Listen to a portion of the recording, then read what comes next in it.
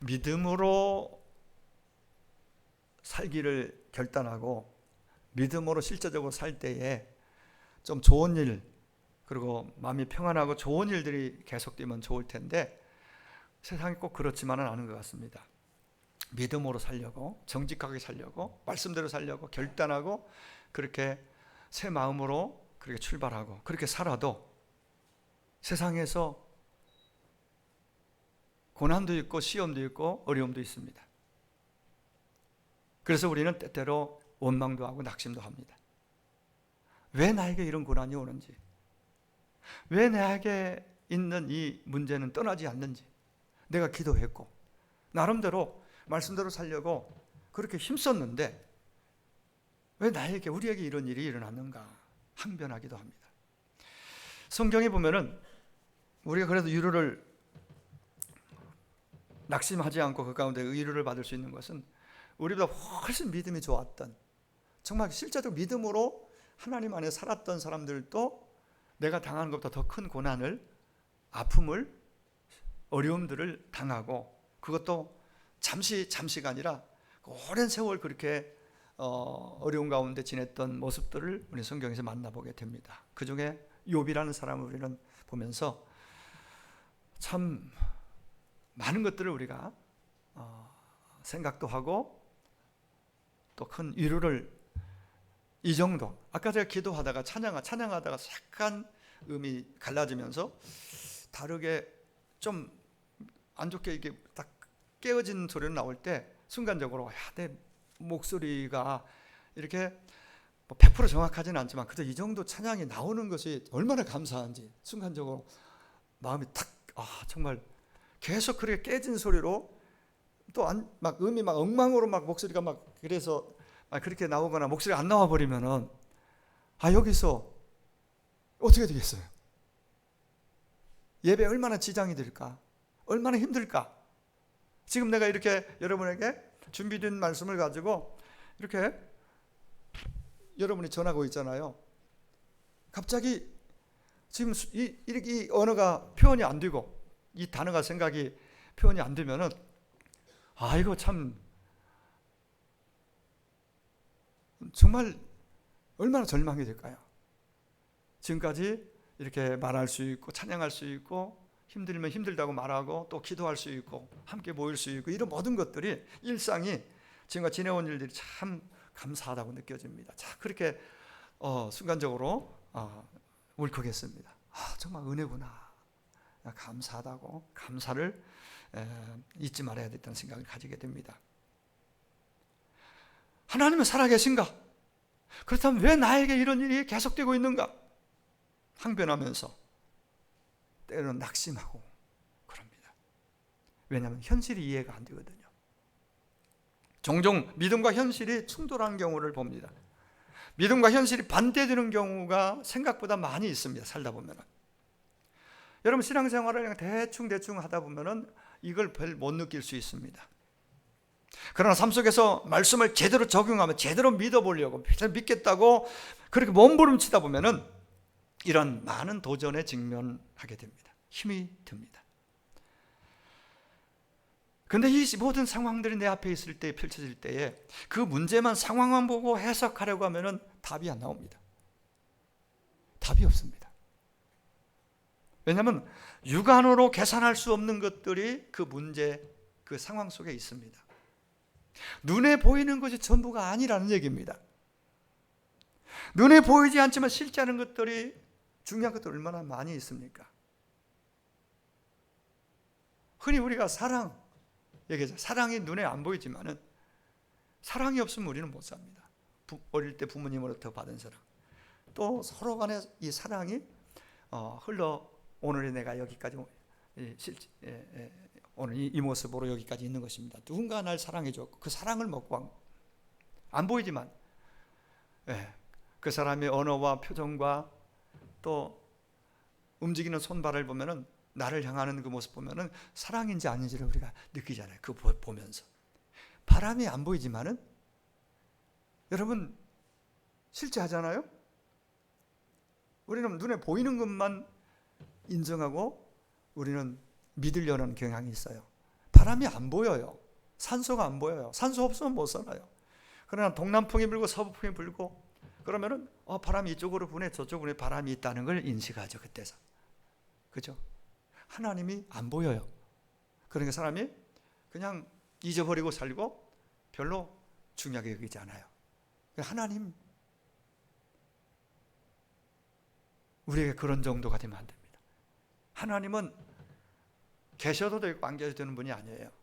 아니, 그렇다고 또 안 계시고 계시기 우리에 의해서 결정되는 분이 아니에요. 영원 전부터 영원 후까지, 아니 끝없이 그분은 영원부터 영원까지 살아계신 분이고 약속대로 저와 여러분과 함께 여전히 함께 하시는 그런 분이세요. 여러분, 눈에 보이는 것이 전부가 아닙니다. 눈에 보이는 것만으로 해석하려고 하면은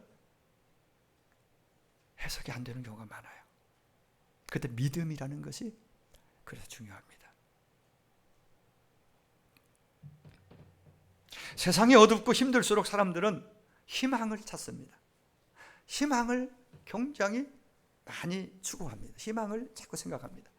우리 부른 찬양들이 대부분의 오늘 부르던 찬양은 희망이 아니라 소망이라는 말이 들어가 있어요. 제가 좀 이따 설명하겠습니다. 희망이란 건 희망과 소망이 비슷한 의미를 담고 있는 것 같지만은 굉장히 많은 차이점이 있습니다. 다릅니다. 우리에게 있는 그 소망은 세상이 말하는 희망하고는 질적으로 근본적으로 다릅니다. 이걸 제가 좀 말씀드릴 거예요. 오늘 소망에 대한 얘기예요. 많은 전문가들이 내놓는 예측들을 보면은 지금 일어나고 있는 러시아가 일방적으로 힘으로 밀어붙이고 있는 그 전쟁의 현장 보면은 참혹하잖아요. 그들은 정말 희망이 안 보일 겁니다. 희망. 믿는 사람들은 희망이 안 보여도 소망을 가지고 그걸 견뎌내고 또 그리고 마침내 놀랍게 그 소망이 또 내 앞에 펼쳐지는 것을 경험하게 됩니다. 이게 정말 그게 희망과 소망의 다르다면 크게 다른 점이라고 볼 수 있습니다. 세상이 힘들고 어렵잖아요. 코로나로 인해서 박수치고 참 좋다고 하는 사람은 없습니다. 경제적으로 오히려 더 그 코로나 이전보다 더 좋아진 경우도 그런 경우도 있지만은 코로나 자체를 환영하고 좋아하는 사람 아무도 없다고 봐요. 왜냐하면 누구든지 코로나로 인해서 고난받을 수 있고 힘들 수 있으니까. 이미 뭐 거의 끈줄하게 지나가고 있다고 보는 시점입니다만은 어쨌든 힘들수록 어려울수록 사람들은 희망을 찾아 나섭니다. 어디에 희망이 있느냐?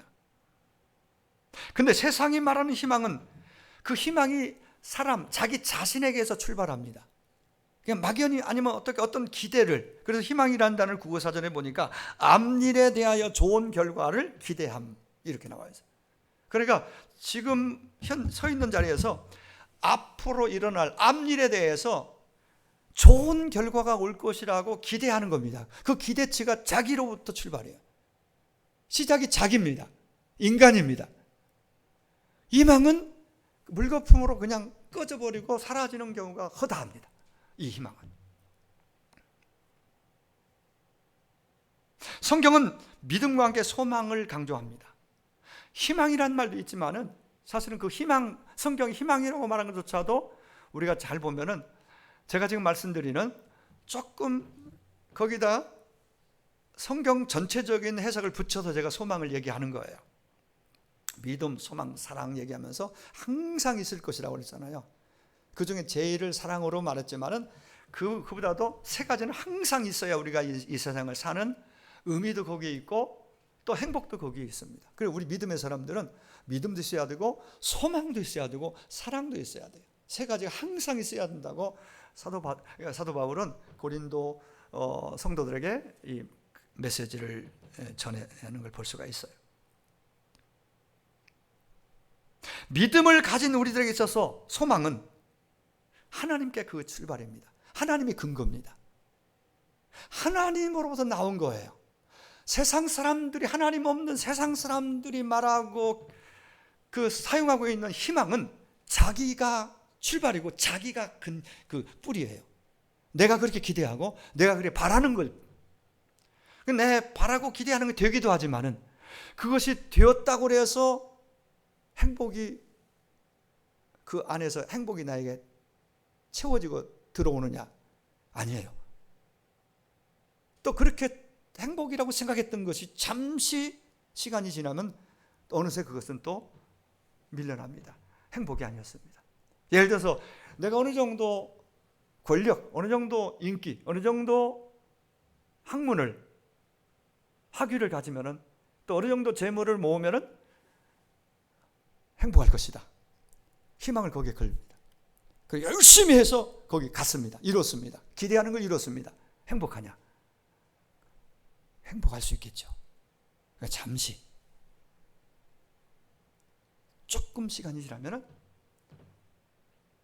결코 그것이 나에게 지속적으로 참 평안과 행복을 가져다 주는 것이 아님을 깨닫게 됩니다. 우리가 가진 소망은 하나님께 근거합니다. 하나님으로부터 나온 것입니다. 하나님의 약속에 근거합니다. 말씀에 근거합니다. 하나님의 약속은 하나님의 성품에 근거합니다. 근거가 중요합니다. 출발이 중요합니다. 뿌리가 중요합니다. 그러므로 소망은 말씀에 근거하고 하나님부터 출발했기 때문에 우리가 가지는 소망은 반드시 우리 앞에 펼쳐지고 이루어지고 행복도 하나님의 나라도 그 안에 같이 들어오는 것이죠. 사도 베드로는 베드로 전서와 후서에서 소망을 많이 소망 얘기를 하지 않지만 사실은 소망이 핵심 포인트 중 강조되는 메시지예요. 하나만 말씀드리면은 베드로는 1장 3절 하반절에 우리를 거듭나게 하사 산 소망이 있게 하셨다. 아까 우리 부른 91장 찬양에 우리 예수의 이름이 소망이라는 찬양을 드렸잖아요. 예수 이름이 소망, 참 소망. 살다 보면 현실이 암울하고 내가 바라는 것과는 전혀 다르게 전개되는 경우들이 종종 있습니다. 그럼에도 그리스도인이 살아가는 삶의 근거는 소망에 있습니다. 그래서 사도 베드로는 산소망, 산소망이라는 얘기는 죽은 소망이 있다는 얘기 아니겠어요? 그러니까 산소망 구분해서 사실 우리가 예수 밖에서 붙잡고 있었던 그 희망, 소망같이 보이는 희망은 사실은 정확하게 말하면 그 산소망이 아닙니다. 산소망이 아니에요.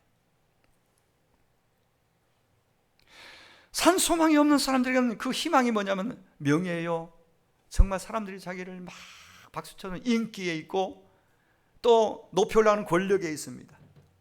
또 건강하게 99세까지 건강하게 살다가 그냥 한 3일만 고생하다가 세상 떠나는 거, 거기에 건강에 있습니다.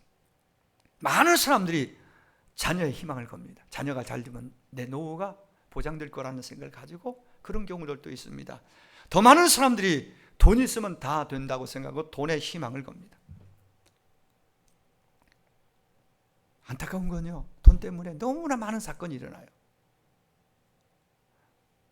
지난주 중에 우리를 참 충격에 빠뜨렸던 그 변호사 그 앙심을 품고 화재를 일으켜서 자신을 포함해서 7명이 희생되고 이런 사건이 있었잖아요.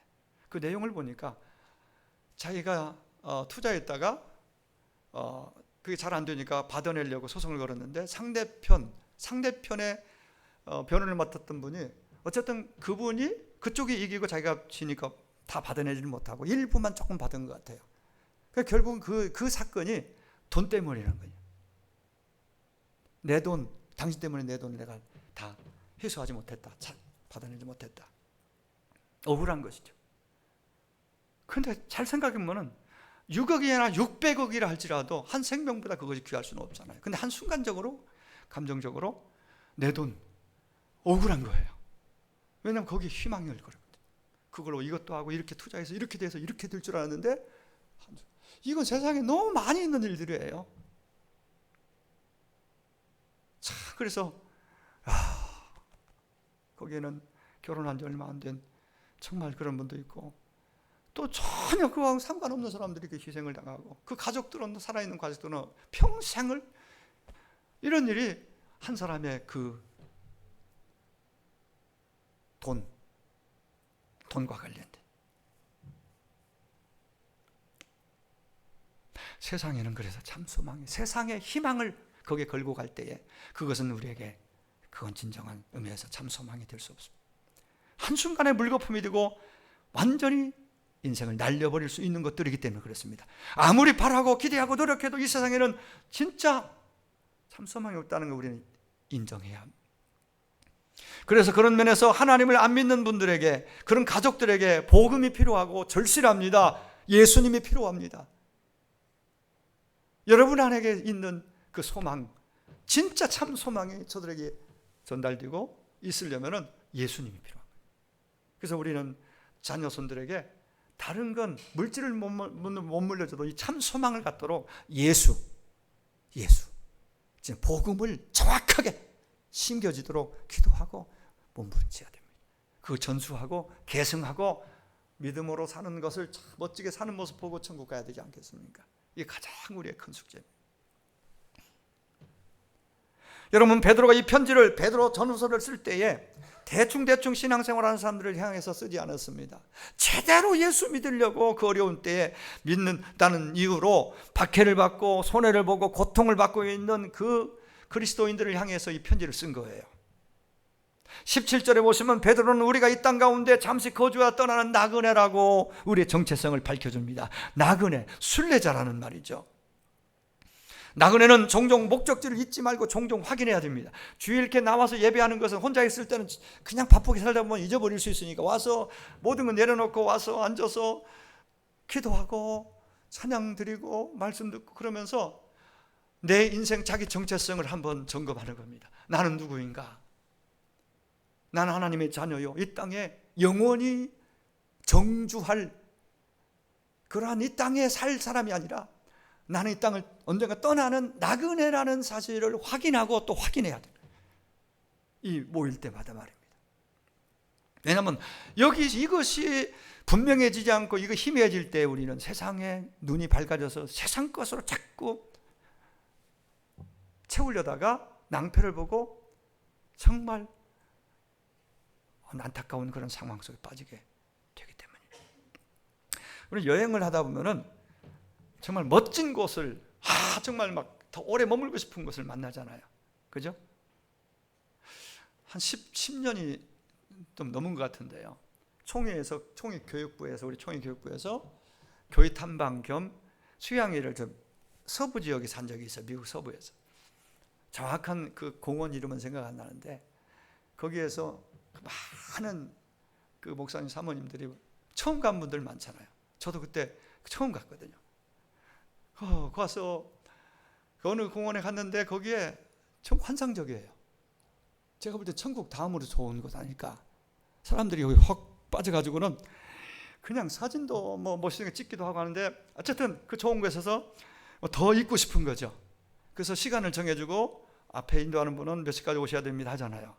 근데 보고는 시간 보면서 대부분은 가는데 거기에 너무 멋있고 좋으니까 더 머물러 있다가 남편도 가고 다 갔어. 일행이 혼자 있는데 거기 옆에 있는 사람들은 전부 다 말이 잘 안 통하는 사람들만. 그래서 지금 어디가 입구인지 어디가 그걸 잘 구분하기 힘든 상황이었어요. 내가 봐도. 그 막 당황하고 그리고 막 남편은 찾으러 오고 이런 상황이 됐거든요. 참 잘 잊혀지지 않는 거예요. 그런 어떤 사건이 있었기 때문에. 여러분 아무리 좋고 멋있고 막 머물고 싶어도요.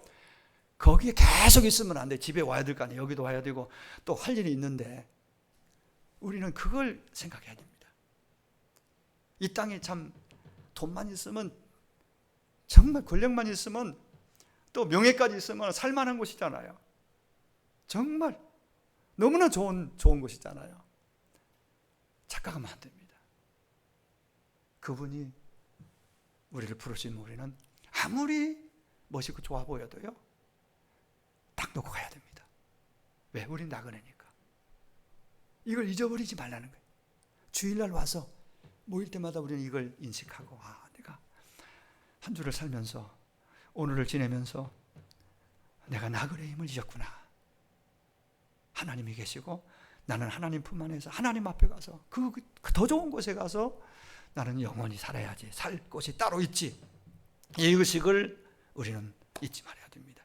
나그네는 머물러서는 안 됩니다. 목적지를 향해 계속 나아가야 합니다. 오늘 베드로전서 1장 13절 오늘 본문, 너희 마음의 허리를 동이고 근신하여 예수 그리스도께서 나타나실 때에 너희에게 가져다 주실 은혜를 온전히 바랄지어다, 이렇게 말씀합니다. 이 내용을 잘 보는 우리 신앙인들은 종말론적인 삶을 살아야 된다. 종말주의자가 된 말세에 너무나 좀 엇나간 종말주의자가 된 종말론자가 되면 안 되겠지만, 종말론적인 관점에서 이 말은 언제든 우리는 나그네이기 때문에 이 땅이 영원히 정해놓고 살 곳이 아니고 우리는 가야 하는 존재라는 사실을 잊지 않고 그것만 기억하고 살아도 좀 더 겸손할 수 있고 좀 더 섬기는 자세로 살 수 있다는 얘기고, 거기에 진짜 주님 안에 있는 평강도 기쁨도 여유도 그 섬김을 통해서 우리 안에 들어온다는 거, 우리가 누릴 수 있는 은혜가 된다는 거 우리는 잊지 말아야 되겠습니다. 나그네인 우리 그리스도인들은, 저와 여러분은 목적지가 따로 정해져 있습니다. 여기가 아닙니다. 인정하든 인정하지 않든 우리는 끝을 향해 지금 가고 있습니다. 그런데 분명한 것은 그 끝이 언제인지 몰라요. 저도 여러분도 모르잖아요. 내일이 될 수도 있고 한 달 후가 될 수도 있고 99세까지 살다 갈 수도 있고 누구도 몰라요. 삶이 복잡하고 힘들고 어지러워도 이런 종말론적인 관점과 소망을 가지고 살면은 삶이 단순해집니다. 단순해진 만큼 우리는 마음에 여유가 있고 지금 상황 그대로지만은, 환경 그대로지만 행복을 느낄 수 있어요. 단순해지면. 복잡할수록 그야말로 복잡해요. 마음이 평안할, 행복할 여유가 없어요. 우리는 생각하기를 좀 더 소유하고 좀 더 높아지고 좀 더 지식을 쌓으면은 좀 더 좋은 환경으로 가면은 내가 여유가 있고 행복할 것이다. 그건 큰 착각이에요. 항상 다음에 좀 어떤 상황이 되면 그럴 것이다라고 하는 분은 그 상황이 되면 또 다음 상황을 설정해 놓고 그때가 되면 그렇게 나갑니다. 그러니까 지금 여러분 상황 환경이 각각 다릅니다만, 형편도 다르고 입장도 다르지만 지금 여러분은 충분히 행복할 자격이 있고 평안을 누릴 자격이 있고 약속되어 있고, 마음을 조금만 단순하게 나그네 의식을 가지고 종말론적인 관점으로 여러분 삶을 보고 상황을 본다면 오늘 조금 더 여유롭게, 그리고 멀리 보였던 행복이 여러분 안에 들어올 것입니다. 그 평안, 그 행복을 오늘도 이번 한 주 누리며 살기를 간절히 원합니다. 마지막에 오면 하나님께서 모든 것을 말끔하게 정리하실 것입니다. 모든 것은 하나님의 손에 달려 있습니다. 우리는 이 땅에서 나그네로 삽니다. 그러나 나그네의 삶이 여기서 계속되는 건 아니에요. 그야말로 나그네니까 여행을 갔으면 여행객은 거기 머물 수 있는 기간이 정해져 3박 4일 아니면 10박 11일 그 기간 안에 그 나라에 그곳에 머무르다가 와야 돼요. 가야 돼요. 근데 좋다고 거기 계속 있으면은 잃는 것이 더 많아요. 우리는 가야 하는 인생입니다. 나그네의 삶은 끝나는 때가 있습니다. 그럼 그때를 바라보고 여기서 어떻게 준비하며 사느냐가 관건입니다. 오늘 13절 다시 봅니다. 그러므로 너희 마음의 허리를 동이고 근신하여, 그랬습니다. 마음의 허리를 동해 근신하여라고 말씀합니다. 이 말은 행동하기 위해서 뭔가 미리 준비하라는 그러한 의미를 담고 있죠.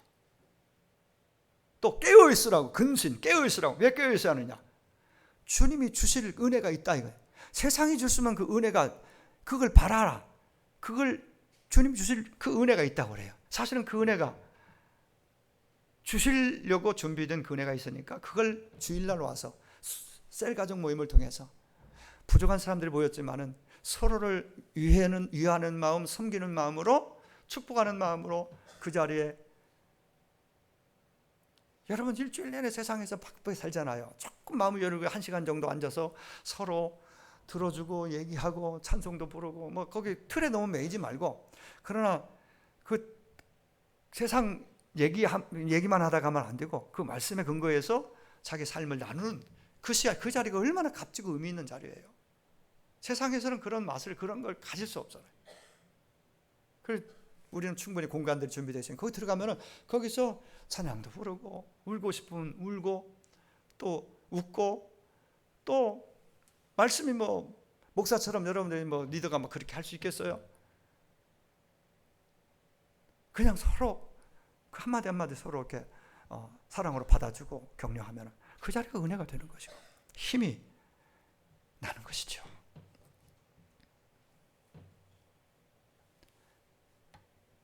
세상이 어지러운 것으로 인해 우리가 혼란에 빠지기 쉽습니다.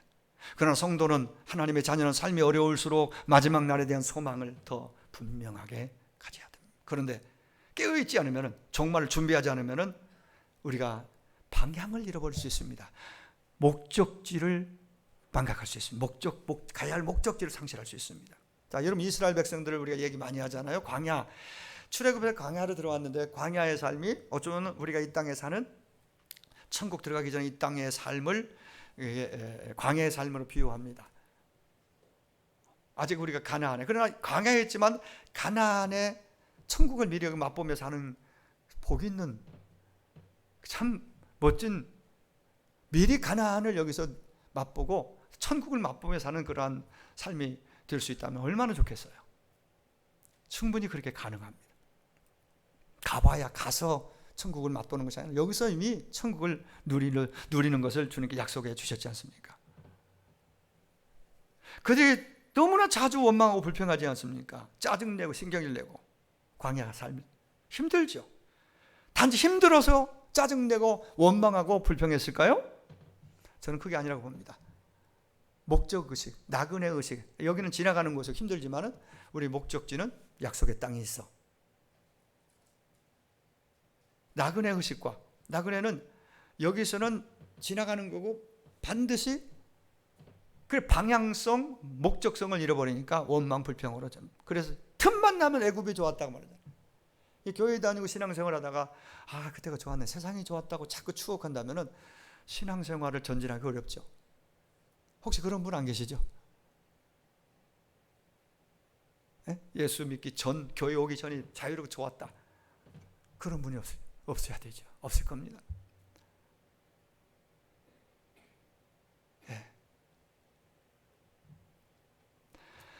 그들이 그렇게 될 수 되었던 것은 목적지를 놓쳤어요. 자신들이 가야 할 목적지가 어디인지를 정확하게 인식하지 못했어요. 우리는 마지막 날을 기대하고 준비하는 마음으로 여기 살아야 됩니다. 여러분, 어려움을 닥치면 닥칠수록 사람들은 위안을 받고 싶어 합니다. 본능입니다. 우울한 감정에 스스로 빠져버리기도 합니다. 몇 마디 말이 그런 사람이 위안이 되지 않습니다. 어려움이 몰려오면 사람들은 도피하고 싶어 합니다. 도피한다고 문제가 해결되는 법이 없습니다. 여러분, 우리가 세상을 살다 보면 마음이 많이 상합니다. 마음의 병이 깊어집니다.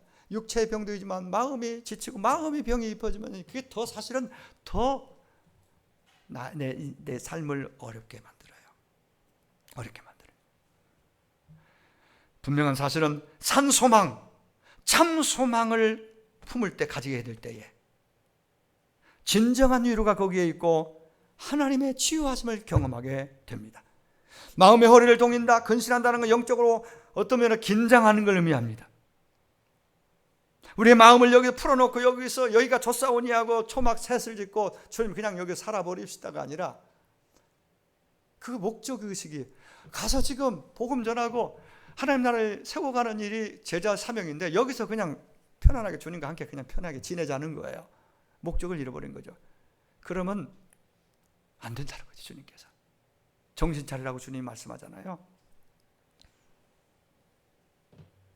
베드로 5장에 가면은 근신하라, 깨어라, 너희 대적마귀가 우는 사자처럼 너희를 삼키려고 덤벼오는 것처럼 찾고 있다고 말합니다. 깨어있으려면 현실에 집착하거나 매몰되지 않아야 합니다. 소망하는 것을 놓지 말아야 됩니다. 하나님에 멀어지지 말아야 됩니다. 사단이 노리는 것은 우리가 세상에 끌려다니며 정신을 차리지 못하게, 그러면 자기 마음대로 할 수 있거든요. 코로나19가 2년 반 가까이 지내오면서 전 세계를 뒤엎었습니다. 많은 사람이 죽어갔고 많은 걸 잃었습니다. 우리 일상을 바꿔놨습니다. 예배에도 많은 엄청난 가장 큰 손실이 신앙인들이었습니다. 무슨 일만 있으면 타겟이 되었습니다. 교회가. 정말 힘든 시간들을 우리는 같이 보내왔습니다. 이런 상황 속에도 우리의 삶의 방향과 목적은 달라지지 않습니다. 달라져서는 안 될 것입니다. 뭡니까? 우리는 나그네이기 때문에 어차피 나그네 길을 걷는 동안에 시련도 아픔도 바람도 맞고 질병도 있고 사고도 있고 문제도 있고 이 땅은 누구에게나 이런 것들이 수시로 찾아옵니다. 코로나19가 우리의 인생을, 우리의 신앙을 바꾼 것 같지만은 우리는 다시 원래 상태로 돌아가고 있고 회복이 되어야 될 것입니다. 그러기 위해서 우리는 오늘 오후부터 오늘 이 마치고 셀 모임을 오늘 예배를 드렸지만은 이렇게 대그룹 전체 예배하고 여기는 여러분들 한 말씀도 안 하시잖아요. 심지어 아멘도 안 하시잖아요. 그냥 앉아 계시잖아요. 근데 셀 모이면은 말하기 싫어도 리더가 질문해요. 그러면 나 그거 모르겠어. 그냥 지나가. 그러면 그 말이라도 하잖아. 지나가라고. 에? 그냥 앉아 있어. 그냥 듣고 거기서 그러면 거기서 그냥 하고 찬양 같이 부르고 거기 작은 그룹에서 3명, 4명, 5, 6명 많으면은 뭐 10명도 좋고 근데 가능하면 10명 되면 좀 나누는 게 좋아요. 사실은 아직은 나눌 셀은 없지만은 4, 5, 6명 정도까지가 소그룹을 서로 세밀하게 친밀하게 나누는 데는 6명 정도 8명도 되고 가능하지만은 아무튼 적다고 2명, 3명이면 친밀하게 나누면 되잖아요. 그리고 없는 거 마음 아파서 그들을 초청하고 자꾸 이렇게 같이 가고 이러다 보면은 셀이 재미있고 우리 마음에 있는 것 서로 통할 수 있고 기도해 주죠. 손잡아 주죠. 이렇게 진심으로 세상이 줄 수 없는 그런 뭔가 속으로 우리 가족 같은 분위기를 이렇게 여기서 느끼도록 그게 참 중요하다고 생각이 됩니다. 여러분 코로나19보다 더 무서운 것이 온다 할지라도 우리가 가야 할 길은 정해져 있습니다. 우리가 바라봐야 할 목표는 분명합니다. 우리가 살아가는 이 세상이 결코 다가 아닙니다. 이걸 깨달아야 돼요. 영원히 머물 것이 아닙니다. 우리의 소망은 이 땅에 있지 않습니다. 소망이 이 땅에 없다고 그냥 대충 살아라는 얘기 아닙니다. 그래 더 잘 살아야 됩니다. 더 바르게 가야 됩니다. 그러나 목적지가 있기 때문에 이 땅을 바르게 살고 잘 살아야 될 이유가 거기에 있는 거예요. 그리고 주님이 나의 소망이기 때문에 그 주님으로 인해서 우리 이 땅을 복되게 살고 그렇게 살 수가 있는 것이지요. 사탄은 끊임없이 깨어있지 않는 자들을 곁에서 노립니다. 다가옵니다. 여러분 다시 말씀드립니다. 우리는 나그네입니다. 이 땅에 정주할 사람이 아닙니다. 아무리 멋있고 좋아 보여도 거기서 계속 머물러 살 수 있는 것은 아닙니다. 돌아갈 곳이 있습니다. 세상으로 인해 우리가 흔들리고 절망하면 안 됩니다. 적당히 살고 싶은 유혹을 경계해야 합니다. 영적으로 느슨해질 수 있습니다. 편하게 적당히 살고 싶어 그런 심정이 이해가 됩니다.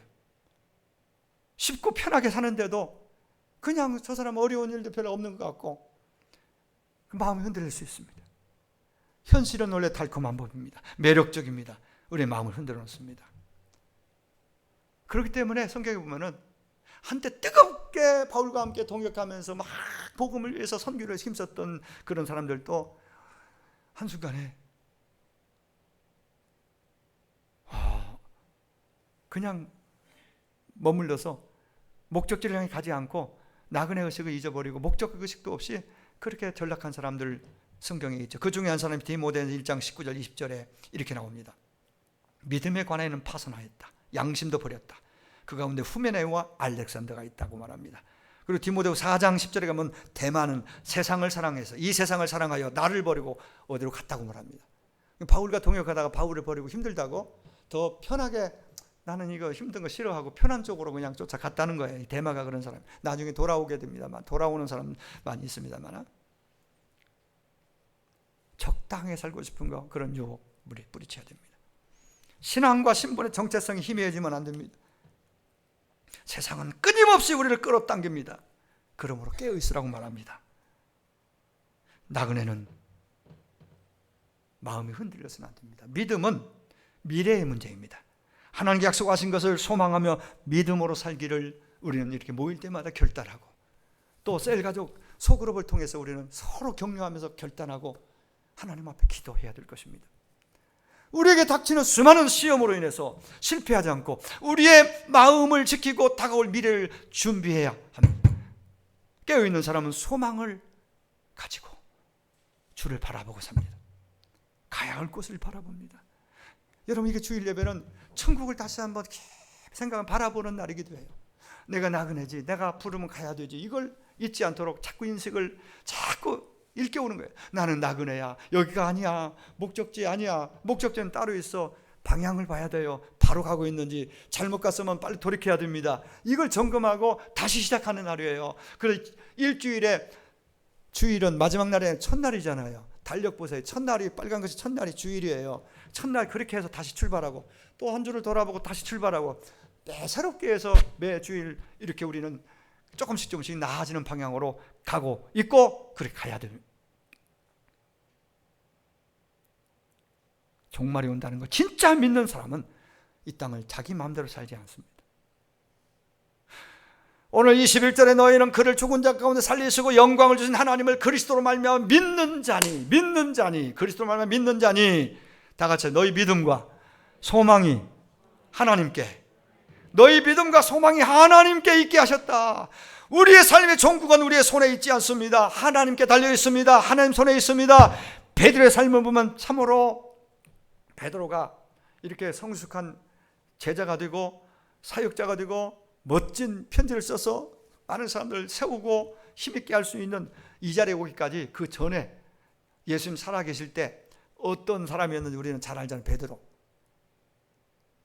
장점도 있지만 단점이 많은 사람이었습니다. 다혈질적이고 현실주의자였습니다. 뭐 눈에 보이는 게 전부라고 생각하는 그런 경향이 있는 사람이었습니다. 그래서 그는 결국 제자로서의 훈련받고도 실패했잖아요. 예수님 모른다고 부인하고 마지막에 떠났잖아요. 주님이 찾아오셔서 그를 다시 세워주시지 않았다면 그는 평생 가슴쯤에 한탄하며 살았을 것입니다. 그가 말합니다. 그러므로 너희 마음의 허리를 통이고 근신하여 예수 그리스도께 나타나실 때에 너희 가져다 주실 은혜를 온전히 바랄지어다. 그렇습니다. 우리가 분명한 사실은 그날이 있다는 거, 그날이 우리 앞에 다가온다는 거예요. 캄캄한 밤이 지나면 새벽이 오듯이 그날은 반드시 우리 앞에 도래할 것입니다. 우리는 종말의식을 가지고, 종말론적인 관점을 가지고 살아야 됩니다. 하나님께서 장래에 우리에게 가져다 주실 은혜가 있습니다. 이미 예비된, 확정된 천국이라는 어마어마한 은혜가 있습니다. 우리의 것입니다. 우리가 들어갈 영원히 살 것입니다. 그리고 우리에게 오셔서 우리를 어루만지시면서 수고했다고 그 한마디 손잡아 주시는 것이 우리의 가장 큰 은혜 중에 그날의 은혜일 것입니다. 그러므로 우리는 이 땅이 힘들고 어렵다고 내 인생을 또 하나 운명에 맡기고 무능하게 쪼그리고 앉아서 한탄만 해서는 안 될 것입니다. 우리 인생이 내 인생이, 내 인생의 종말이 나의 종말이 하나님 손에 있다는 사실을 확신하고 우리에게 주어지는 모든 것에 다시 한번 분발해서 열심을 내야 할 줄로 믿습니다. 우리가 소망한다는 것은 확실한 믿음 위에서 하나님을 기대하는 삶의 확고한 태도를 말하는 거예요. 소망한다, 이 말은.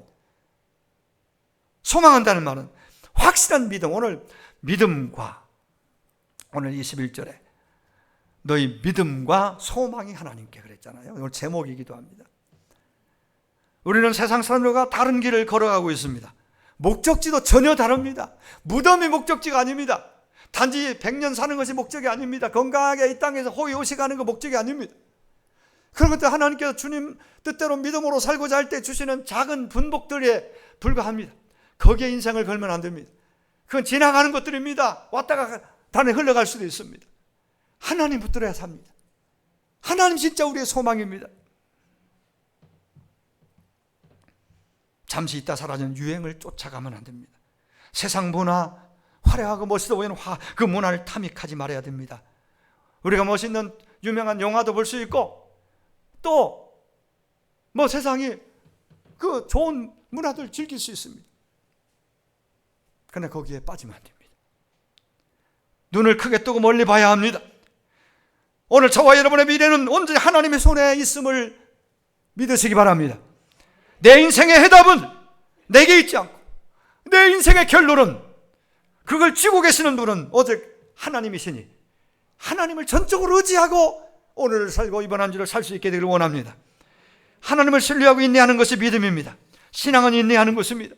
인내하는 사람은 자신을 결론 내리지 않습니다. 내 인생에 하나님 손에 있다라고 믿고 끝까지 기다리는 것입니다. 실제적으로 여러분과 저의 인생은 하나님 손에 달려 있어요. 세상이 하나님 손에 있어요. 그러므로 쉽고 편하게 예수 믿으는 유혹을 우리는 떨쳐버려야 됩니다. 물리쳐야 됩니다. 그날이 가까울수록 우리 믿음을 시험하고자 하는 불시험이 많이 닥칠 것입니다. 코로나가 왔잖아요. 앞으로 무엇이 올지 어떻게 알아요? 안 오기를 간절히 원하고 기도하지만은, 그러나 모르는 거예요. 미래 일은 모르는 거예요. 그러면 더 큰 것이 오면 여러분 믿음을 완전히 포기할 것입니까? 잘 견뎌오셨습니다. 오늘 여러분 이 자리에 함께 하시면 너무 잘하셨습니다. 그 믿음을 더 반석 위에 세워가며 오직 소망을 하나님께 두고 믿음으로 주 바라보고 오늘을 살아야 될 것입니다. 이제 말씀을 정리하려고 합니다. 자신의 자리를 지키는 것이 믿음입니다. 믿음은 우리를 소망하는 것에 흔들리지 않게 합니다. 다시 말씀드리면 21절에 너희는 그를 죽은 자 가운데 살리시고 영광을 주신 하나님을 그리스도로 말미암아 믿는 자다. 그리고 너희 믿음과 소망이 하나님께 있게 하셨다라고 말합니다. 우리에게 주어진 약속을 붙드는 것, 이것이 믿음입니다. 우리는 우리에게 주어진 미래에 대한 소망을 계속 붙잡고 나아가야 될 것입니다. 소망이 소멸되지 않도록, 소망을 잃어버리지 않도록, 믿음은 우리의 소망을 유지하도록 해줍니다. 그 믿음이 떨어지면 소망이 약해집니다. 소망이 약해지니까 세상으로 자꾸 집착하게 되는 거예요. 믿음이 있어야 인내할 수 있습니다. 그러면 여러분 무엇보다 믿음을 구하시길 바랍니다. 주여 나의 믿음이 없으니 믿음을 주시옵소서. 믿음을 구했던 어느 한 아이의 아비처럼 말입니다. 돈도 귀하고 건강도 필요하고 지금 사업이 번창하는 것도 중요합니다. 그러나 먼저 하나님 앞에 우리가 구하고 또 우리가 갖춰야 될 것은 믿음입니다. 소망입니다.